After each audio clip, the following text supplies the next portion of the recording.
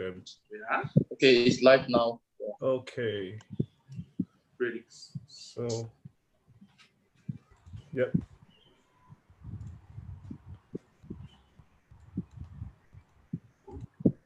Okay, so we are live. Maybe let's take a few minutes before we start because I think there are still some people streaming in. So, Okay, sure. for people who are coming in, right, do invite your friends to log in to join us and in this time of sharing. And don't forget to follow us on Facebook as well as Instagram to receive more updates about future activities also that we will be organizing. So maybe let's wait for a while before we start. Okay, it's live now. I think you need to turn off the Facebook thing, otherwise I will hear the double image.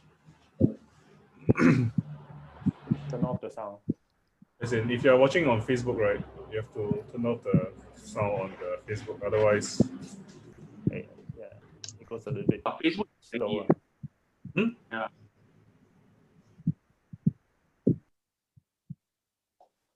Hello, everybody watching? Yes. You're taking photo. Hello. Everybody got live. Yeah. Oh, there's a lot of people. Joseph is watching. Oh, Mr. Wow. Wong here. Okay, let's start, I think, since it's 10:30.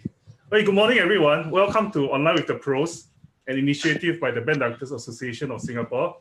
This is the first session for today, and I'm glad to have 4 experts here with me who actually play the tuba. And something that you may realize about them is that they don't just play the tuba, they're also band directors.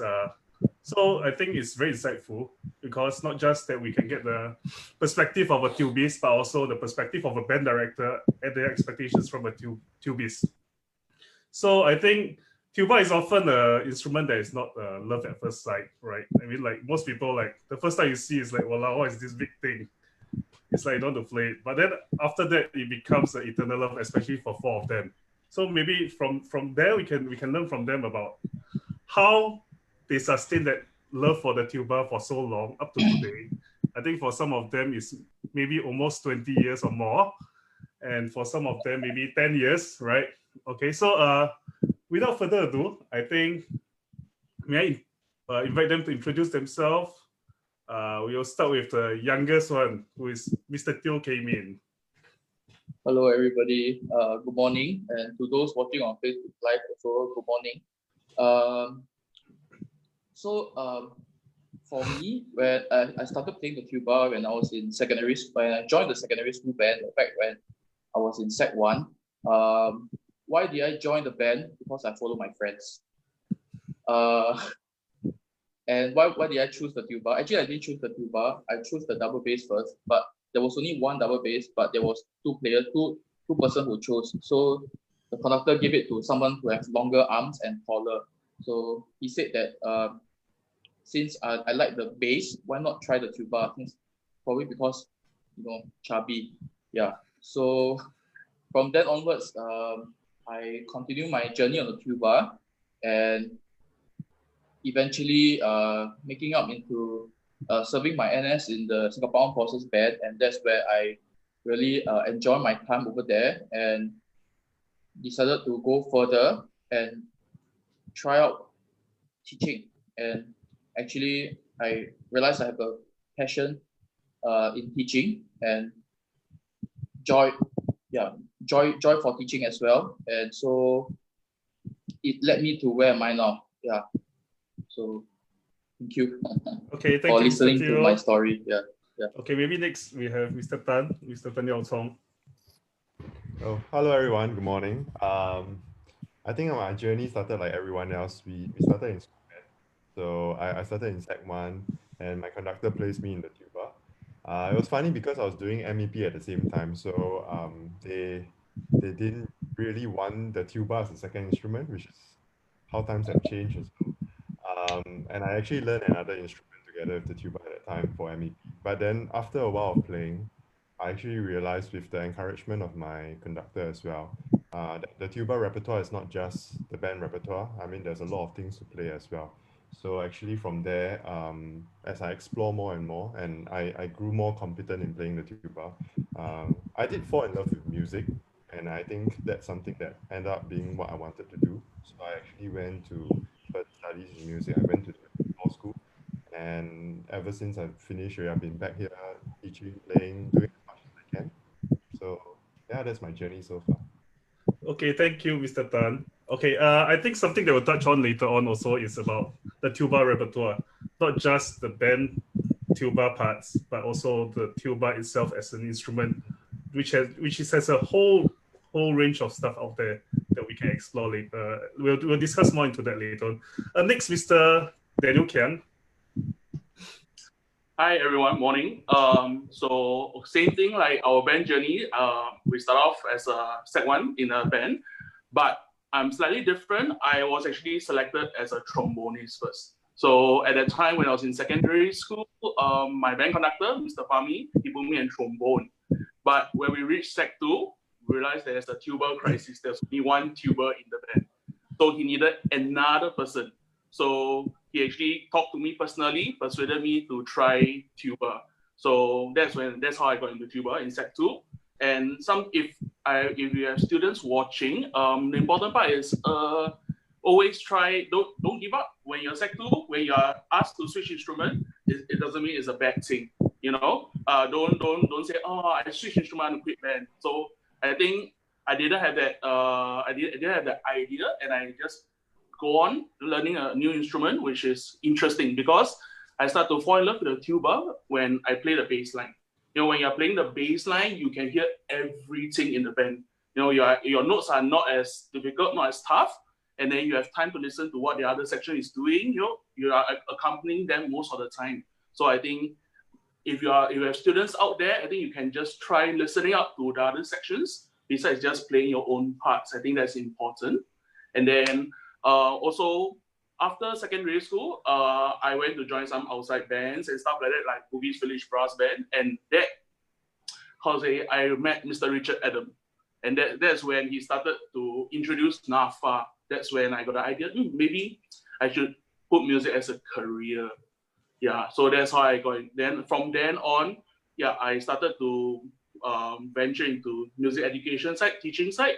And that got me quite interested in this aspect. That's why now I'm a band director. Yep. So I think, like what Mr. Daniel Kian said, band is more of a team spirit. So when you're tasked to do something, it's a bigger community in that sense. So let's try to think of the band rather than think for ourselves what we want. Eventually things may go a different way if you put your heart and soul into it. Okay, so last but not least, the wisest of them all, right? In terms of age, Mr. Louis Yeo. Hi, morning everybody. So firstly, of course, the first three pros, they started in secondary school. I started much earlier in primary school. I was first given a mouthpiece. So I was a mouthpiece buzzer for actually 6 months. But seriously, when we are in a primary school, we really are not thinking until we go to secondary school. But what I think what Jovan just said is true. It's really about the team spirit and teamwork that get everybody together. And I've actually seriously always been thinking about becoming a designer.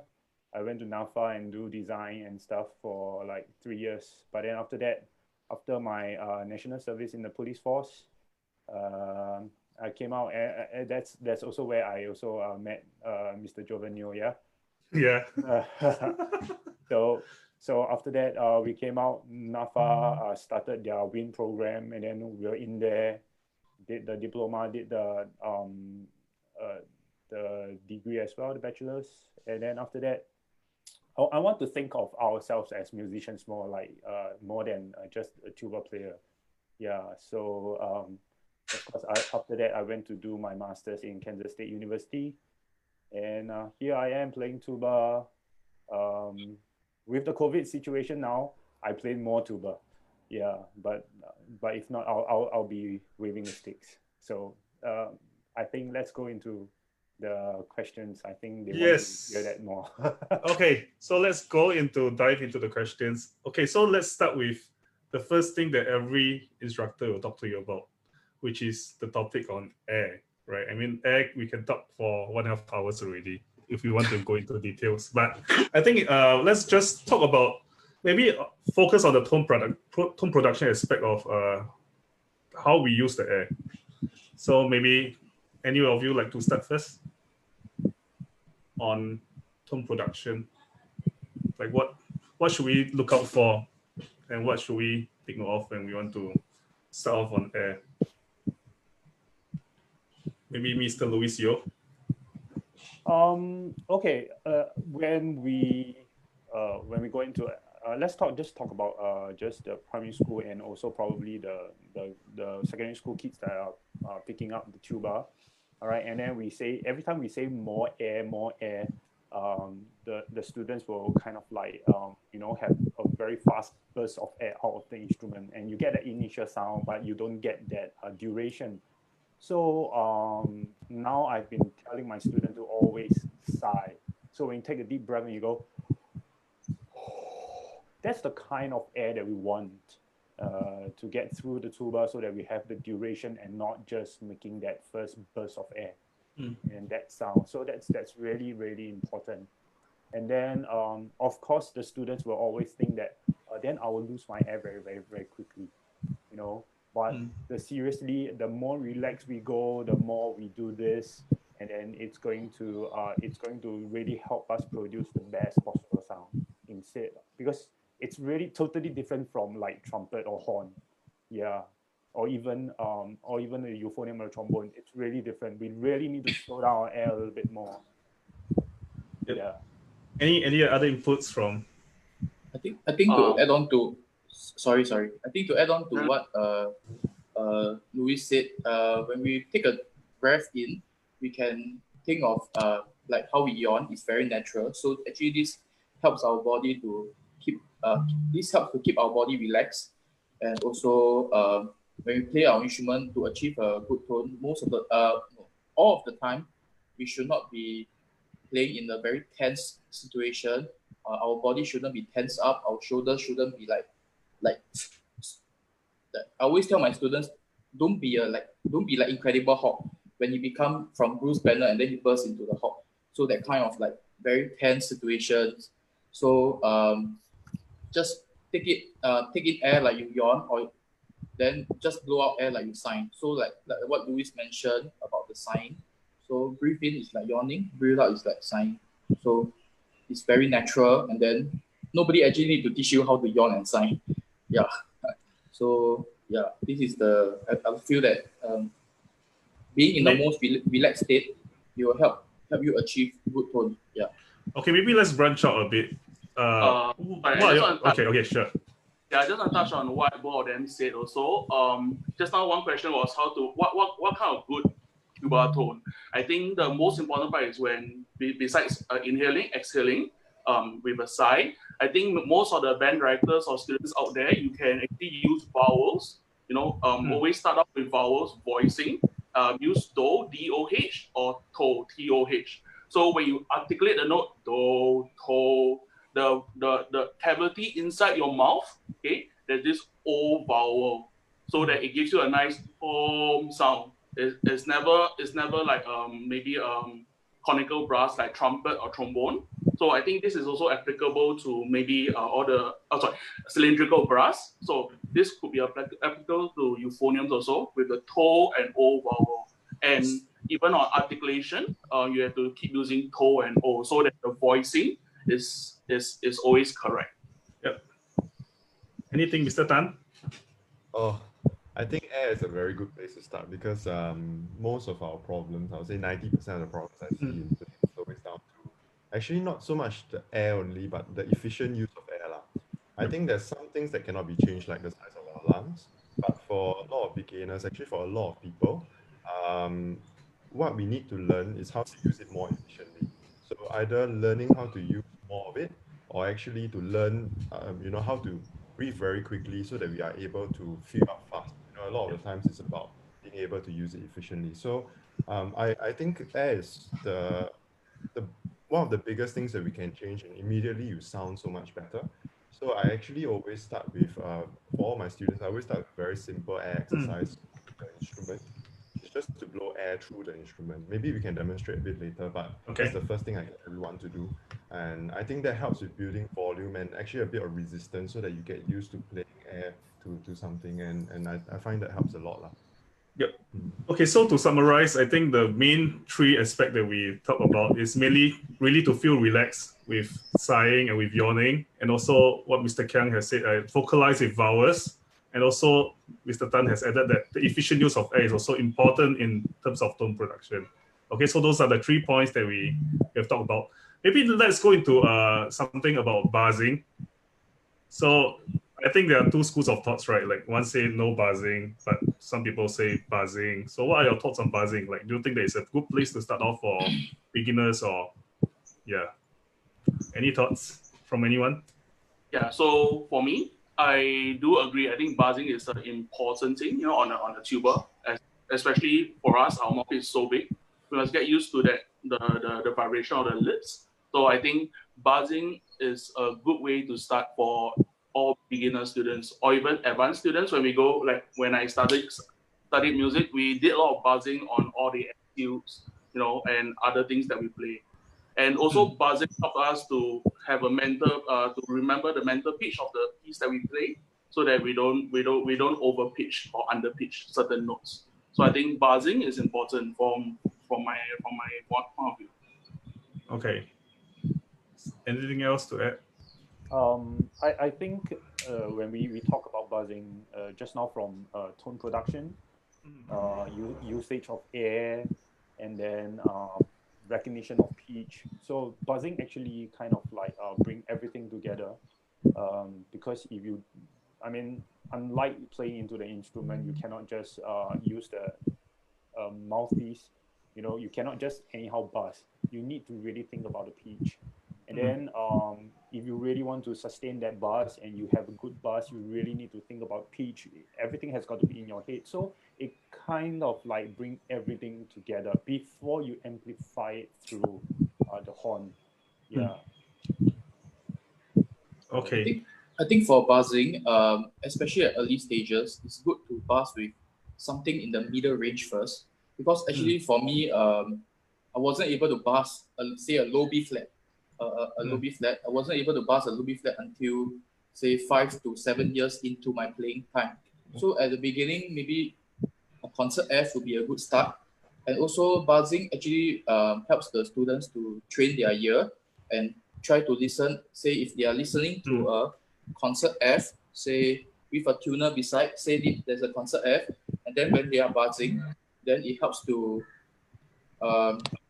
them to train their ears to act like a feedback system, so they can hear whatever the buzz, whether is it correct. But first, they must be able to sing the F first, because F is just a reference note. It doesn't have to be F. Yeah, but so they must be able to try to sing it or hum it. Then at least they can have the pitch inside of them. And once if they have the pitch inside of them, they can actually try to get it out. Yeah. Okay. Then it will help them. Thank you. Mr. Tan? Yeah, actually, thoughts on buzzing?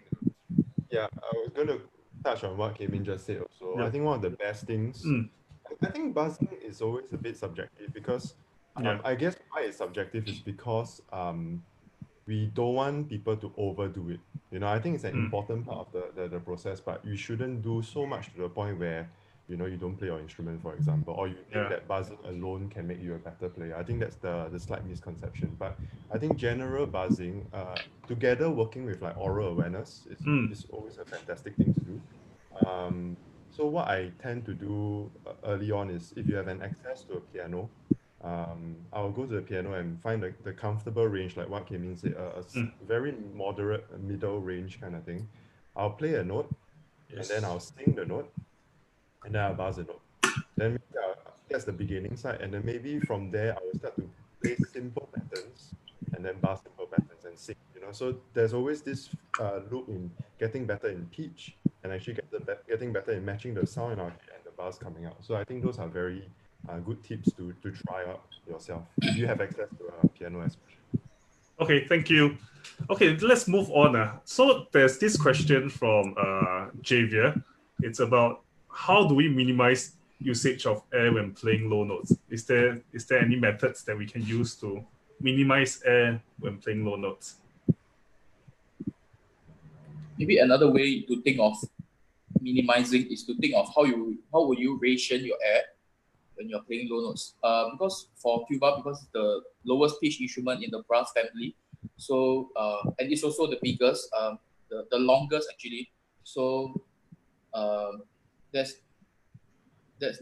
not going to be you're not going to be able to play low notes well if you are thinking of ways to minimize usage of air. But what I would say is maybe think of how you ration your air. Say maybe you do breathing exercises and you breathe in for 4 counts and you breathe out for 4 counts. And when you breathe out for 4 counts, throughout these 4 counts, it must be an even stream of air, and preferably slow air, because slow and warm air, because you're dealing with the lower register. Yeah. So it's more about rationing rather than rationing your air instead of like maybe outbursts of air. Yeah. So usually most of the time students will think of after breathing in, then like there's a decrescendo in your airflow. So maybe think of holding a note with your air. So yeah, sorry, I use some visual guidelines because you can't see my air. So instead of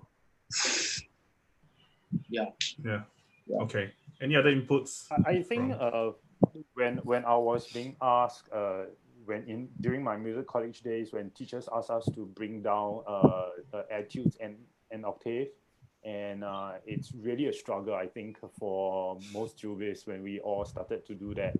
And then I was also being taught to use to buzz. We go back to buzzing. So other than rationing the air, right, I think it's really about how to efficiently combine your air and how efficiently your lips actually can buzz. So and of course to buzz low notes, it's gonna very, very quickly lose our air. So another way is to just put your pinky, all right, and then just cover half of the hole, and it will help you with that resistance and then blow through better pitch as well. So do that, do quite a little bit of it. Don't overdo it, like what Yao Tong have just talked about. And slowly you'll find that, hey, I actually can manage to do it. No one can tell us like how many percent of air, how much percent of your muscles, but it's just how you actually deal with it, the physiology of your body and the air that you're going to use. So it's a bit of like an adventure for yourself to go and find out and practice it. Any other inputs on low notes and air? I mean, getting used to low notes is one of the things that we all have to go through. There's no shortcuts to it. I think, and don't feel that you need to do it like I need to play 8 counts at low G or something very quickly. Yeah. Just ease into it, and as you play more and more, it will come. So I think it's not something you have to feel very worried about. So it takes time. Yeah, it takes time to build. It's a development. So everything that we do is a development every time.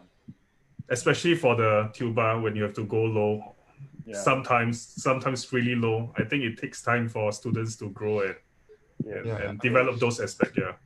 It's a struggle now still. I mean, every time I have to play a low note, I feel like, struggles of a tubist. Yeah, there's nothing you can run away from. True stories. Mr. Kiang, anything? I think all three pros already touched on it. I think one last thing is, I think a lot of I focus more on the student aspect. I think most of them, when they are Sec 1, Sec 2, they are playing mid register, right? As you go Sec 3, Sec 4, a lot of them want to play higher register on the tuba. But actually, I think my advice to all the upper Sec there, if you can, challenge yourself, play everything much lower. I know low E is the ultimate fingering for us, but challenge yourself, go down to low E flat, low D. I think that will help you. Once you are able to play notes lower than low E or low F, you will find that your lower register in the band parts will become much easier.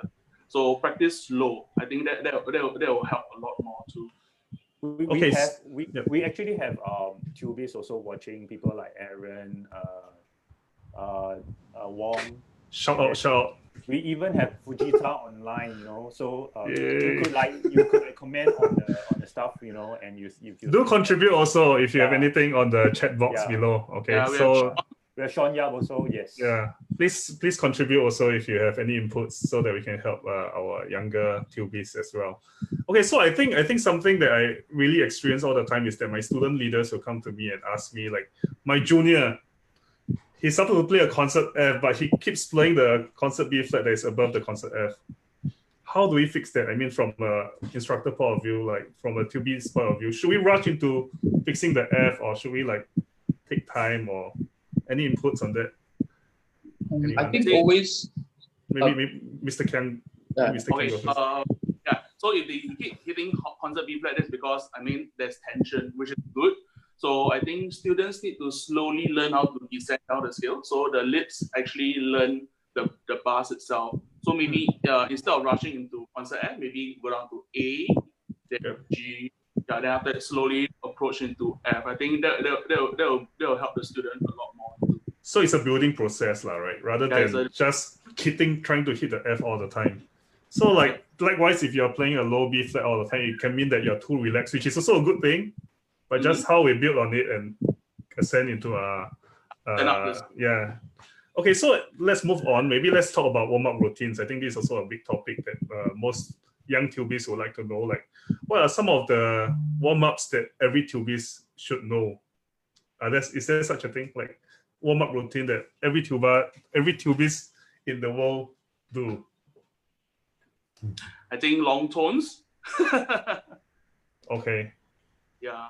I think every tubist, everyone have a very, very different ways to do things, but I think the approach and the goal is always the same, right? So we want to have wonderful sound. We want to be able to go as low as possible and as high as possible, play the most musical line as much as possible. And touching on musical line, I think we tubists, especially in primary and secondary school, we are always being asked to just play very long notes, and then dominant and tonic and stuff like that. But we need to always think about music, right? Even just play Twinkle Twinkle Little Star and make it as musical as possible. That's also important. That's part of that warm-up routine that we go through as well. Yeah. Yep. Anything else about warm-up routines, Mr. Tan, maybe? Actually, for me, I think the warm-up routine is the time to get your body ready to play, right? So the main thing I think about warm-up is actually all centered around air.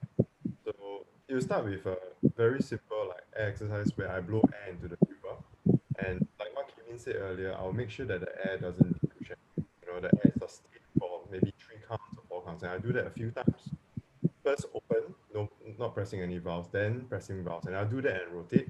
Then from there, actually the rest of the warm-up, I'm thinking about, of course, at the very beginning stage, we probably cannot run away with long tones, like what Mr. Kiang said. But I think as we develop, we should think about flow exercises, which means that the air and your playing, it should be moving. So things like maybe a scale, a chromatic thing, arpeggios, and they're all very centered around playing air and moving notes, Then from there, after that, right, I'll definitely be doing a lot of lip slurs and actually definitely end off with something along air articulation, so something that gets my tongue going. So in that short 5 or 10 minutes, I played an effective register to be comfortable, ready to start my day of practice. So that's how I approach my warm-up. The things in there can be, it can be customizable all the time. But generally, that's how I would put it together. Okay. Yeah. Well, I have, I think, let me share something.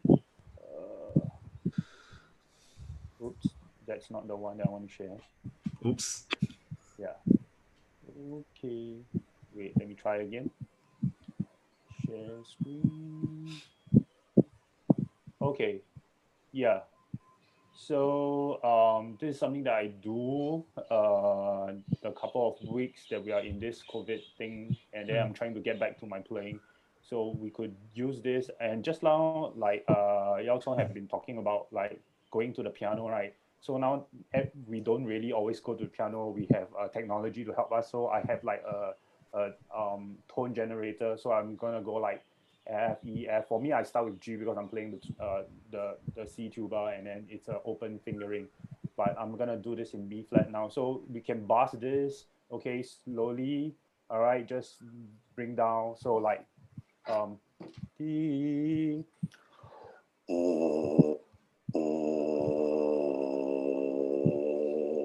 So we can go down, and then after that we go up, and then you can look at 11.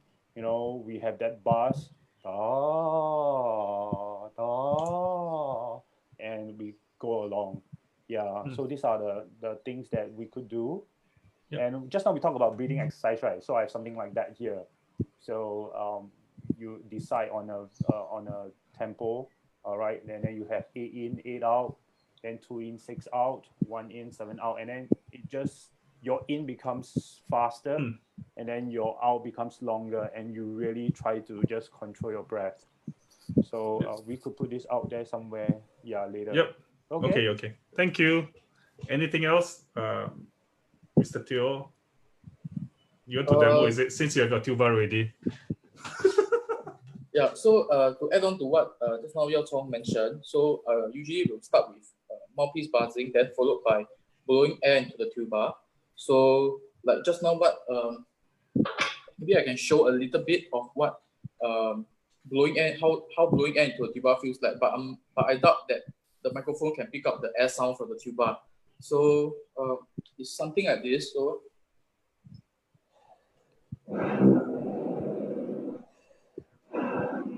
actually, when you are blowing air through your instrument, filling up your instrument, things to take note that because it's a very long tubing and you're not pressing anything, so you have to blow the air evenly and try not to have any decrescendo in your air sound. Yeah. So and then there's the second part of the exercise is where you close all your valve, you compress all the valve you have. So this will make your instrument the longest. So the whole idea is to make sure that if you are practicing your air through your instrument, when it's open and when it's closed, it should sound the same with your air.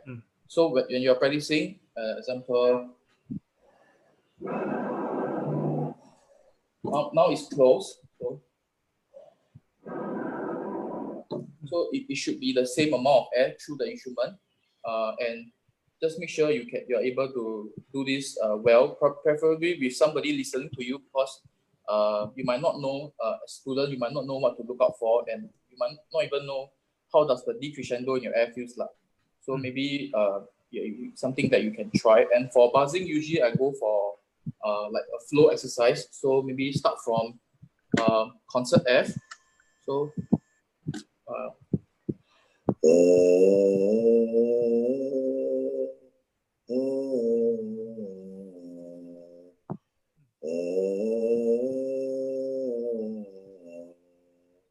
something like this, just to get a few notes going and try to add in the element of playing anything with a musical sense, like what Louis has said just now. So try to try to buzz, like how I attempt to sing it. Yeah. So I think very often tubists think of their parts as the most boring part, but actually you can make it the most interesting, like boom, boom, boom, boom. But how do we put those things into interesting things? I think that's something very crucial for us to think about. Maybe Mr. Kiang, would you like to add anything to what? Okay, so maybe let's touch on the next topic that Mr. Kiang can help us on. The student is asking about what are the exercises that we can do to help us expand the range. So maybe Mr. Kiang, you would like to touch on that? So I think talking about that, I think chromatic scales, it will be a good thing for us to expand the range. So normally I will start chromatic scales starting on B flat, and then you go up a semitone, Yeah, that will really help a lot. And then of course, back to that, buzzing, a lot more buzzing. You know, as you buzz higher, you actually gain some strength over here. So that will help you with your high register too. And also I had one teacher in the past, he said, he did mention that you want to play high, you got to also practice low, because when you practice low, you actually learn how to have much more air. So going higher will be much easier also. Yep. Any other thoughts, or you want to demo for us, Mr. Kiang, on some exercises that we can use to? Wow, you see, also happy. Okay, let's go. Okay, so some exercise, yeah. So for the students, right? So you have your B flat chromatic. So you just play something like this. And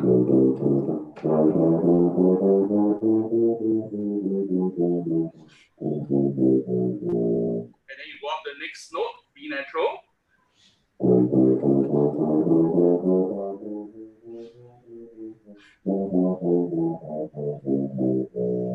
Until you reach. So you just build. Yeah, just okay. build it out. So that build is it on chromatic scale. Yep. Any so other thoughts?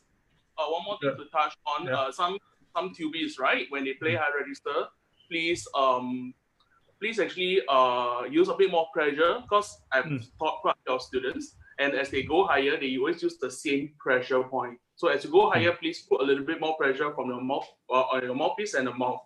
Okay, so that will help a little bit more also. Okay. Any other inputs on expanding of range? Maybe we don't talk just about expanding the top, maybe expanding both. Because as a tubist, it's important to go both ways as well, especially if you want to go into the repertoire. Yeah, I was just going to say that I think there are a few techniques that you can do for either side. I think for scales, everything works very well. Generally speaking, when you go higher at time, you can always do things like, if your highest note is, say, an F for now, or A, you play a scale a bit under, and then when you get there, you add one more note, and of course, if it doesn't happen, that's fine, it doesn't matter.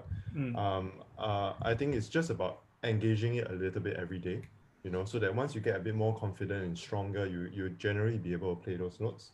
Another thing I like to do for higher register playing actually is playing simple tunes, things like children's tunes, because it's very hard to play Twinkle Twinkle Little Star like horribly. If you play it in a very bad sound, generally speaking, that doesn't happen now. Of course, some people maybe have a talent for that, but I think what I like to do is, like, maybe if I'm thinking Twinkle Twinkle Little Stars, I'll play a bit at a comfortable register and go up in semitones, so that I'm always going a bit further. But the thing is, I'm not aiming to hit a note. I'm just doing it so that I'm engaging my air and making sure that I'm playing every day at a range for a short while, nothing more than 5-10 minutes sometimes, to be comfortable. Then at the same time, I'll always take care of the low register. I think chromatic intervals are very good. So short chromatic intervals. So you're taking care of air, and at the same time you're taking care of like pitch. So things like do, do, do, do, do, do, always going down that way, or a bit more notes if you feel more comfortable. But generally, to make sure that the pitch are all very, very in tune, and playing with a good sound.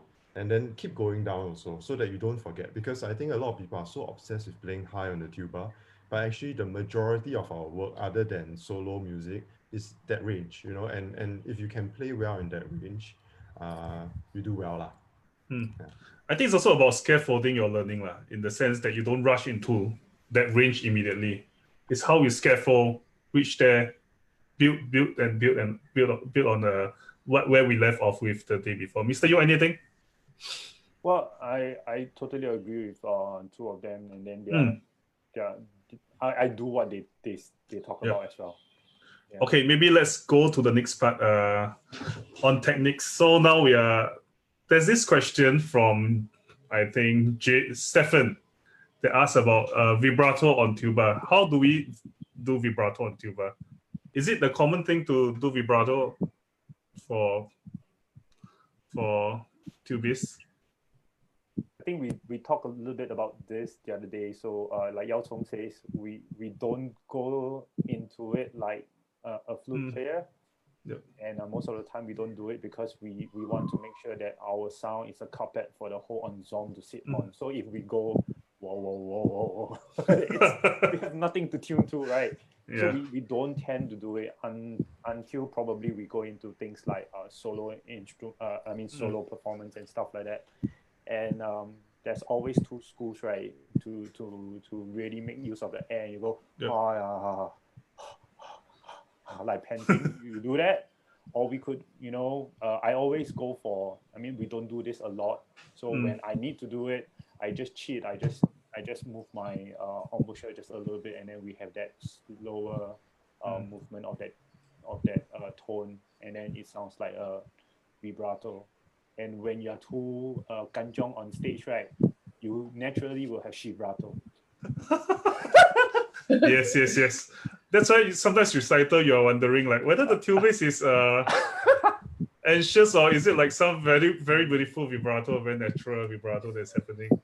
Okay, so to wrap it, it's mainly that for solo repertoire we can use at discretion, but in band generally we don't use vibrato. Okay, so and moving on to the next part, there's this question also from Stefan. It's about why does tonguing actually make us lose our breath? Does tonguing actually make us lose our breath? Any thoughts on that? I think what he means is using your air and articulating together. I think, of course, when we tongue, we will lose air because by default we are playing the tuba, so we'll definitely lose air lah. But I think one of the hardest thing to get right is when your tongue and your air, in a way, they arrive at the same time. I think we find with a lot of playing, especially at the start, it will be really difficult to to come in where your air and tongue all arrives, and of course the fingering as well lah. So I think there's a lot of work there to make it consistent. But at the same time, it's also knowing how much air to tongue, because sometimes if you're using too much air or too little air, you either have a lot of tongue sound or a very unclear kind of articulation, where they're just whoa. So I think it takes a bit of time to find the balance. But there's no way to don't lose air when you tongue lah, because by default you are speaking and you're playing through the I think it's about I think something to take note when we are playing tongue passages is that when we are playing long tones, we have good pitch, we have good tone inside the sound. So sometimes when students when they tongue, they might not have good pitch or they might not have good tone inside. So what you can think as from a student point of view is a short note, a tongue note is just like it should contain the qualities of a long note, just that it's shorter. So the only difference between a short note and long note is only the length of the note. It means you still must have good pitch, you still must have good tone inside those like ta ta ta ta, not or doesn't sound very tight. So tu do something like this. Yeah, something to take note. Yep. Mr. Yo, anything, Mr. Yo? Well, I just want to very quickly touch on this, and a lot of times students when we think that we are tonguing, and then we tongue it very very hard, but the thing is, you got to really think about the tone after the tongue, and keep the air moving. So if not, we will be like doing a lot of instead of So make sure that we always think about the tone after the tongue. I think something to note is always like what actually comes out from the instrument rather than what you're doing exactly. I mean, it can differ from people. So I think it's really good to have a pair of ears to listen to what you're doing and actually critique on like, okay, I think you're doing too much or you're doing too little kind of thing. So to add on to what Jovan said, right? There's a video on YouTube. It's actually a short clip of Roger Bobo's masterclass back when maybe he was much younger. So it's actually about these three words. It's called paralysis by analysis. So like what Jovan mentioned, that it's actually what comes out of the instrument that matters. It's not what really of. So you don't have to go and think of where do I breathe, how much do I breathe, or how much should I place my tongue. My tongue is of like 97.5 degree or something. No, you don't have to think so much about that. But generally speaking, with what a good vowel to work on and then you have an idea of what is a good kind of articulation. So you should be aiming for what comes out of your instrument instead of what you do. Yeah, so much. So you might paralyze yourself by thinking too much. Yeah. Okay, so I think there's this question on Facebook asking about, do we really need to move the tuning slide when we are playing? Any thoughts on that? Like, you see some tubist right there. So I mean, I'm not a tubist, so I don't really know about. Yeah. I think I think this is very personal. You know, it's not a right or wrong answer. But my general take on it is that you don't play the trombone lah. So don't move your slide until too much, you know. I think there's always inevitably, because of how instruments are made, not everything is exactly in tune. So you do need to make some adjustments, and some people do the adjustments on their lips. You know, some people have to do the adjustments on the slide. For me, I think if you are doing it on the first slide, you know, and it's oiled very well, and you know what you are doing, you know, that means when you practice something, you already have a plan that, you know, on this note I'm doing like this, and this note, and it's still within the realms of playing musically and playing well, and at the same time controlling it. I think that's still all right. Generally, I don't do too much of it because I think I adjust here more. But if you are doing like all the slides and then moving around like some sort of you know, a bit too much sometimes. Yeah, I think that actually detracts a lot from the actual playing. You know, if you should be focusing on you know, that. So I don't know. What do you all think? Because that's what I would look for lah. Any thoughts? I mean, for me, if let's say you're playing in an orchestral tuba section, orchestral lower brass section, I mean, definitely because you're fundamental of everything, you know, most of the time. So there will be some adjustment, especially when you play lower register, where you use small fingerings. So it's not really easy to actually use your embouchure to adjust all the tuning. So like for example, low D, low E flat, sometimes you do need to pull out the fourth slide or the first slide, depending on what fingering combination you are playing on. So maybe higher register will be easier, but I do see a lot of orchestral, for us maybe most of the time only orchestral tubist does most of the pulling in and out. Yeah, whereas for band tubist, I mean, there are some that does that, but the section got to work together. You need to make sure that when you reach this note, you're all in tune and make sure you pull out at the same moment. So it's easier for one person to do it, but for one section, I think it's going to be quite difficult. So I think listening more, you know, trying to blend the tone together and the intonation together is more important. Any other inputs, or should we move on? Okay, so if you have any questions, please comment in the comment section in the video, okay, in Facebook. We'll try to take some of your questions as well. Okay, so let's move on to alternate fingerings. Okay, so any thoughts on alternate fingerings? I think this is asked by Javier. I think for the previous question about whether do we need to pull slide while we're playing, and also to this question about alternate fingering, I think the best way to figure out whether you need to use all this is to create a intonation chart. Yeah, something like a tuning chart, if you want to say. But first of all, you must tune your main tuning slide first. So for the B flat tuba, the notes you should be tuning for should be high B flat, the F, and the low B flat. So you form up a chart. Of course, like what just now Yao Chong mentioned, not all tubas are created to. I mean, no tubas are created to be every note to be in tune. So we have to fix on one tuning note. Most bands, the tuning notes out there are the B flat, the last note of the B flat major scale, or the first octave, so the high B flat, so to say, and from there onwards we can maybe play chromatically down, say B flat to A. I'm talking about B flat tuba fingering. Then you can slowly then chromatically A flat, G, or if this G is say is a 1-2 fingering, the alternate is 3. So you have to see which one you like the tone more. Usually, if it's in tone, it should be in tune. So the tone matter more. So usually, the student first must have a good tone. Then second, then you can talk about using the alternate fingering. Yeah. So if your conductor says, oh, you need to play that note, say very flat, say 20 cents flat, not in tune, example. So you have to, if that note you can use, if you can bend with your lips, then you don't need the alternate fingering. Yeah. If you can't bend the pitch with your lips, then maybe a knowledge about alternate fingering will come in handy.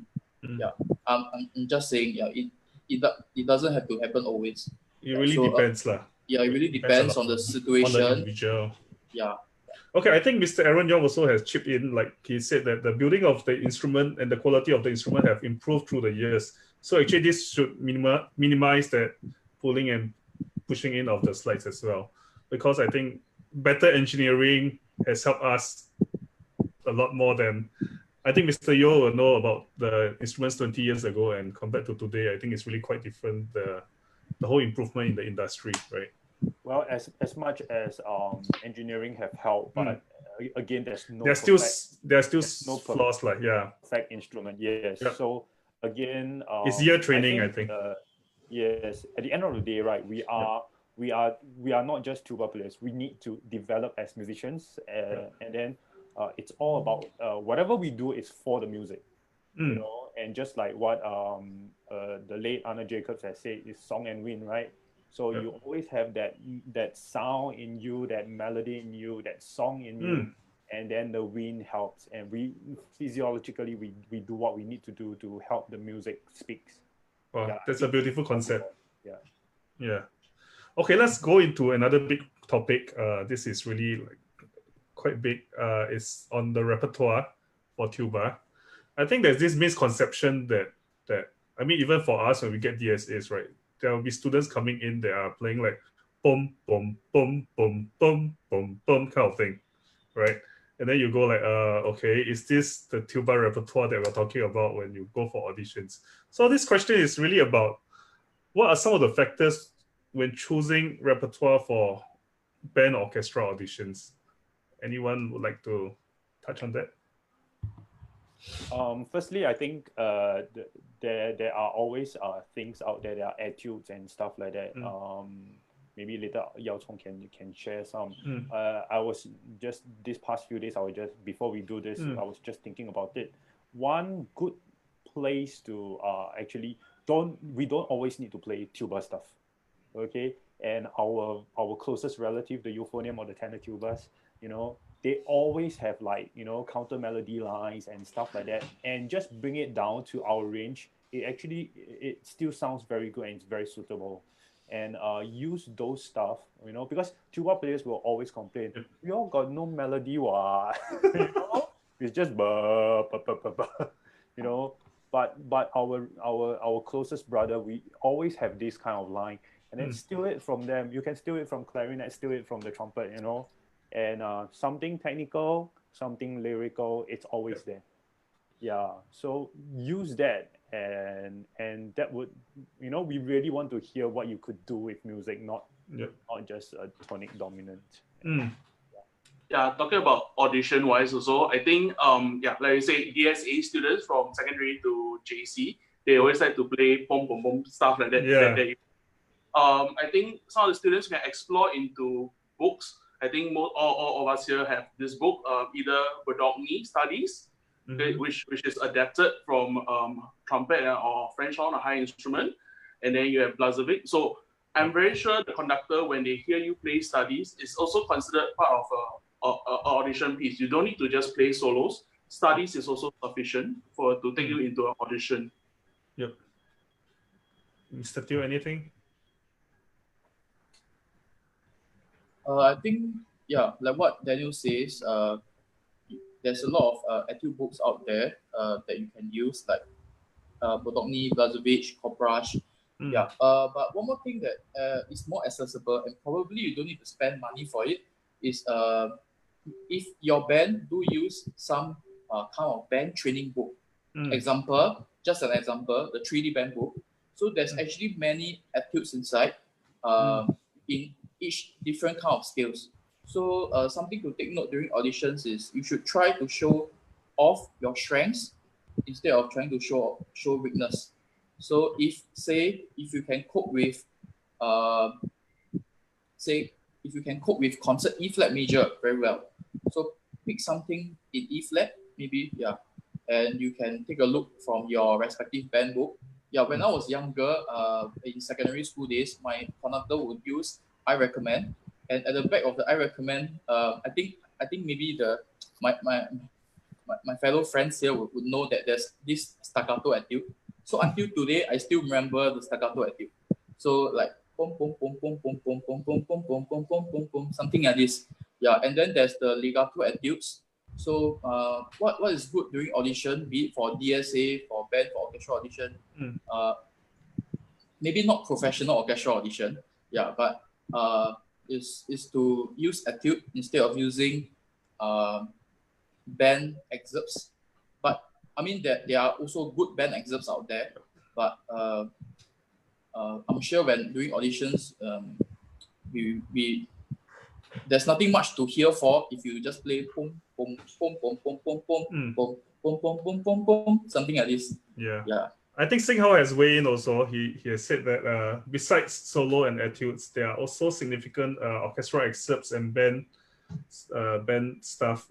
excerpts that are actually important for building the tuba literature for our young tubies out there. Okay, so that's something that we can note. Okay, it's in the comment section.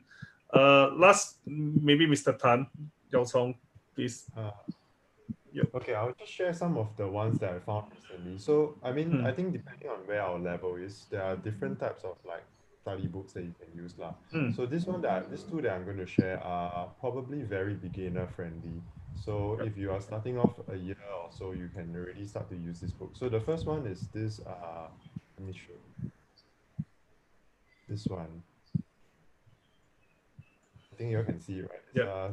It's 60 musical studies. So just to scroll down a little bit, it's a bit, I mean, simple, something that's a bit different from just playing immediately your band pieces. So something like this to start off.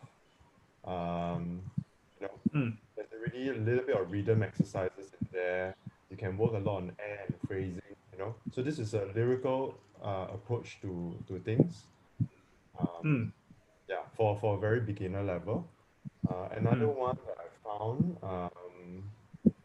actually, this is the one that I have. I used it a lot also when I was younger.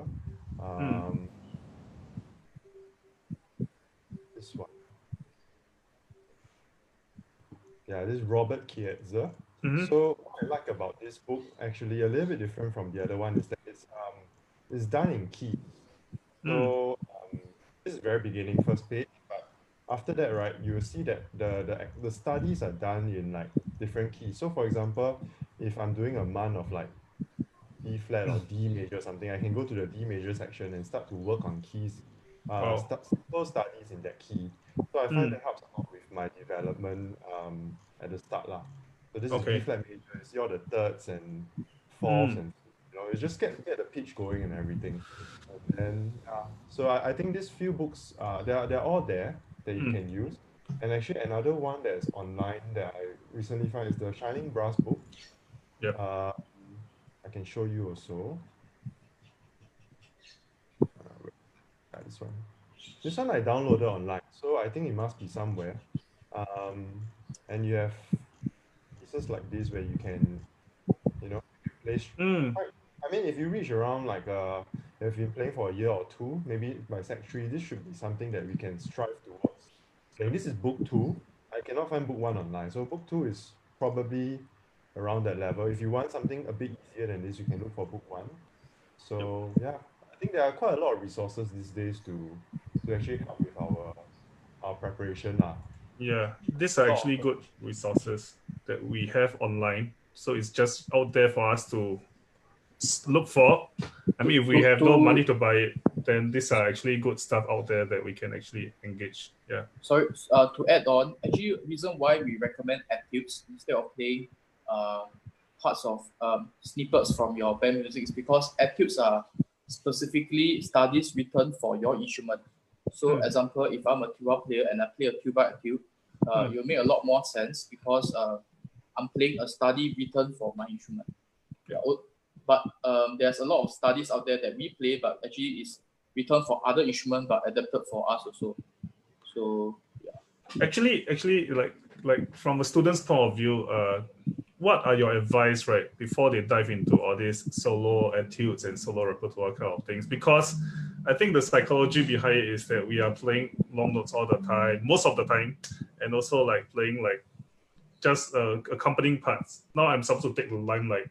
So how should we as students approach it? I mean, any inputs? Like I'm sure you have that transition phase also, right? Suddenly you take on a piece and then like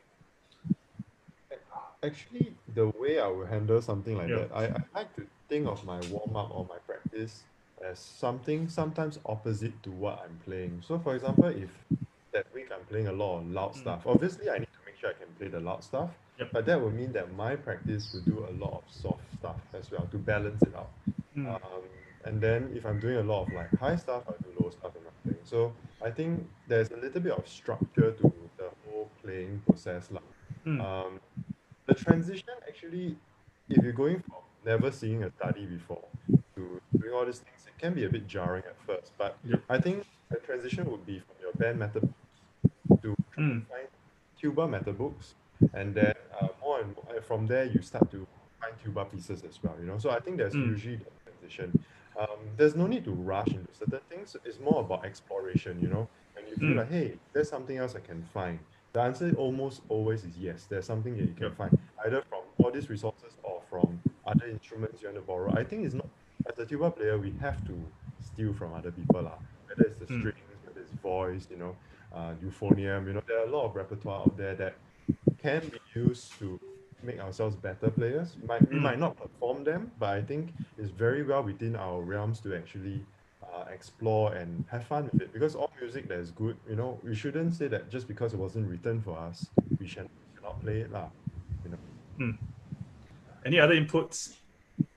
So I think scaffolding is very important, like how we build from one stage to another, using your band method books first, then in the end going into maybe some tuba method books, and then exploring the whole range of musical material out there. They may not be meant for tuba as well. Any other inputs from Mr. Yo, maybe? My approach is no different from most of them or Yao Chong. Yeah, I remember when I was still a euphonium player in primary school, we played something like from I Recommend. So we have like the Do Mi Re Fa Mi So Fa La, and we do this a lot. And I am more fortunate because I started off with at a longer period of playing the euphonium, so doing a lot of those melodic stuff. And when I go back and when I started out with being a tuba player, it wasn't the long note that motivates me. It was Stand By Me, right? So we have boom, boom, boom, boom. It's a bit catchy and stuff like that. But when we go back to really playing that supporting line for the ensemble or the orchestra, it opens up my horizon that hey, this is actually part of the melodic line. So when I'm playing that long note, I am actually supporting it up. I need to also go with the flow, go with the contour of the melody and stuff like that. So playing if you start out as a tuba player, and just like everybody, in Sec 1, you probably use Essential Elements 2000 or Standard of Excellence, stuff like that. You start off playing simple 3 notes music, 5 notes music, and then maybe you want to revisit them. And then now that you're a stronger player, how are you going to make all this music more musical?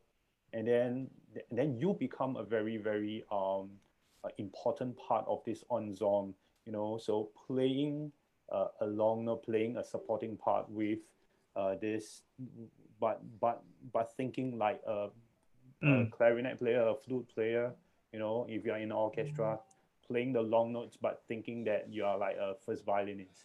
We are trying to build a musician here and not just tubas on. We are not building up a technician here. So yeah, really always think of it as a whole. Yep. So I really think that once you move out, you actually develop the musical aspect of a tubist. So I think students out there, if you're watching, please go and explore the musical world out there, okay? Because that will help you in your musical understanding towards the entire band pieces that you're playing actually. Think of yourself as a musician, not just as a tubist all the time. Okay, so let's move on. I think we have about 10 minutes left. So maybe let's go to the part about equipments, okay? This is something that I think tubists like to talk about also, about like C tuba and B flat tuba. Okay, so this tubist is asking about tips for tubists who are actually learning C tuba from B flat tuba. Any tips on that? Okay, I go first, okay? Yeah, I sure. think the transition is a bit jarring because you have to learn a whole set of fingerings. As we know, that tuba is not transposing. So it's actually down to us to change the fingering and get used to it. So for me at the start, I think the first thing is if I really want to transit, I wouldn't play the B flat for a while because that would confuse me. I will start to play a lot of scales, simple things on the C tuba if I'm going from B flat to C. But at the same time, I'll make sure that I'm always playing music that is I'm seeing something. So I'm looking at a score while I play because I don't want to be playing C major thinking it's B flat. So I want to be looking at the score and actually playing something where I'm reacting to what I'm seeing. And from there, that interaction where you look at a note and the fingering comes to our mind, it starts to happen. And then after I'm a bit comfortable with doing scales and arpeggios and all the basics, I'll play a study that I've worked on the B flat tuba before on the C tuba. So something that I'm very familiar with, I'll play with a whole new set of fingerings. I think that's quite important. Then after that, I think the transition, you roughly take about 3 weeks if you're really fast, or actually up to like 2 months even. It'll take a while so to feel comfortable. And I think everybody will have memory sleep for a while. It's normal lah. And as a tuba player, if you really go further, I think we always have to play a bass tuba and a contrabass tuba. So like a F and a C, or for some people F and a E flat, or E flat and a C. So there are a lot of different variations to that. We have to learn two sets of fingering, just the way, unfortunately, how it works for us.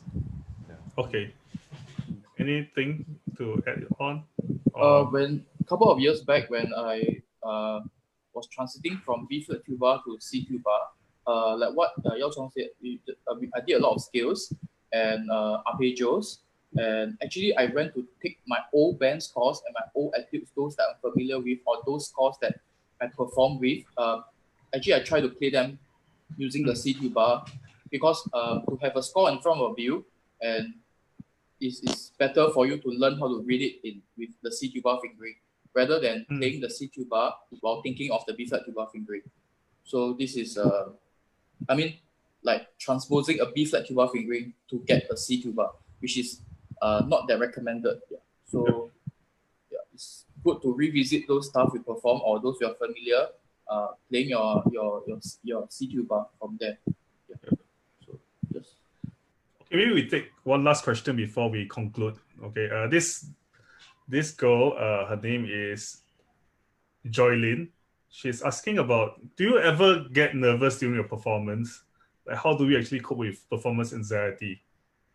Actually, this is a very generic question, so it can be for any section, but maybe some of us here Go to the like next to share. Actually, I think the double bass need more question, is it? After us. Yeah. oh my god. Oops. Daniel can say first.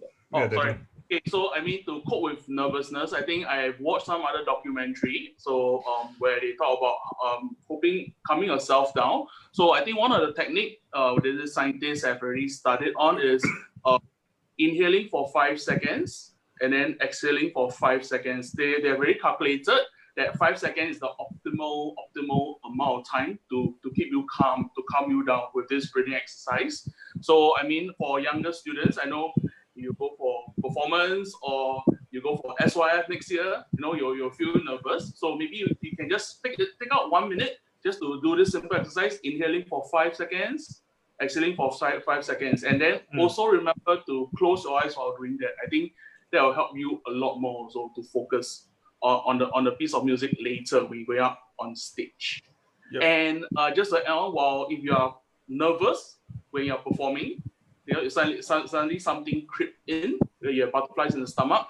maybe try to use a bit more air. You know, when you breathe in more, you push out more air, you'll feel more confident too.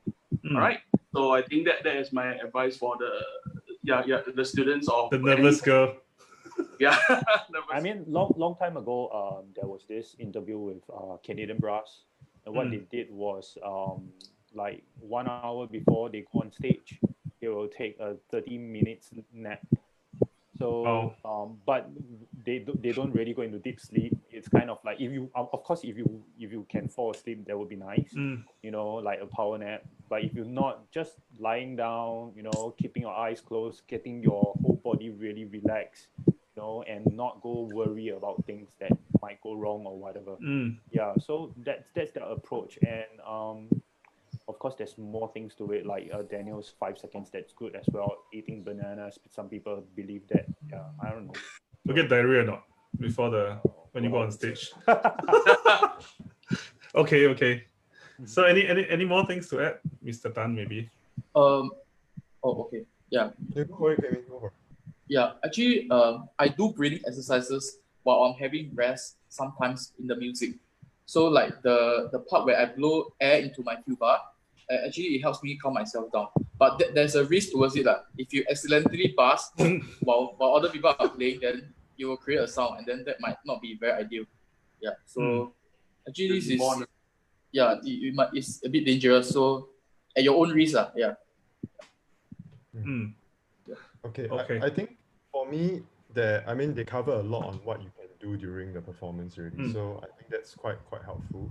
The other thing that I'll think about actually in terms of preparation to the concert or to any performance that you do or recital, there are two things actually that when we talk about nerves. The first aspect of it is the physical side of it, you know, accelerated heart rate and all that kind of thing. So for that, if you really want to practice playing under those conditions, you can do simple things to get your heart rate up. So for example, do a bit of like jogging on the spot, then try and play. It's a lot harder, you know, or you do a little bit of that. Don't go crazy on it. I'm not saying you should do that all the time, but that is possibly something to explore.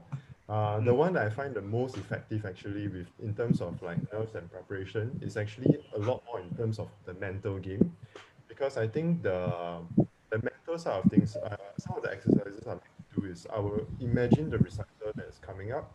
I'll imagine my day.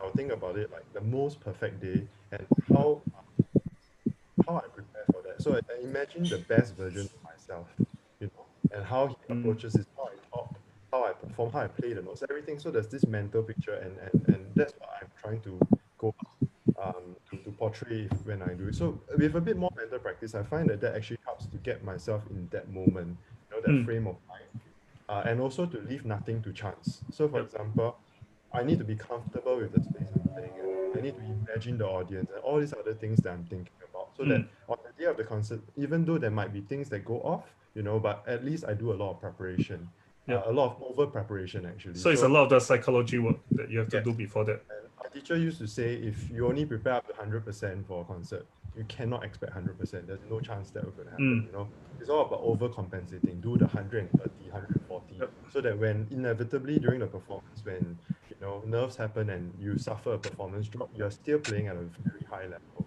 I think those are the things that I will try to do. Okay. And can we use 30 seconds to answer this question first? Wilson's question on like tuba players I've played with impressed me the most are the ones that make the lower brass unit sound good as a unit. What guidance do you have for these students? Maybe one of us take this question for 30 seconds. Possible? I think it's to put our ego aside and just play work together.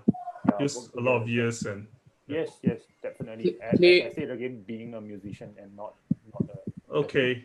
So we don't have much play to blend, and you don't have to be the loudest tuba player.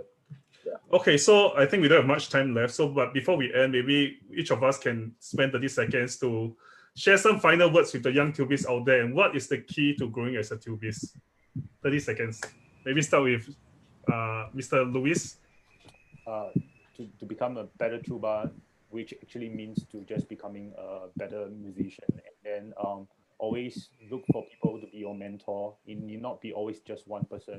I'm sure any one of us, we are very friendly, so you can always come to us if you have any questions, stuff like that, our Facebook or whatever. Yeah, just come to us. We'll be very willing to share. Yeah. Mr. Kian, quickly. For all the young tubies out there, I mean, I know the band parts can be quite boring and dull. So I think have a bit more initiative. Don't just more initiative to practice things outside of your band music. Take out your whole symphonic band technique and finish the whole symphonic band technique. Or when I was in secondary school, my school band only played 6 scales, but I went beyond that. I went to figure out all the other major scales.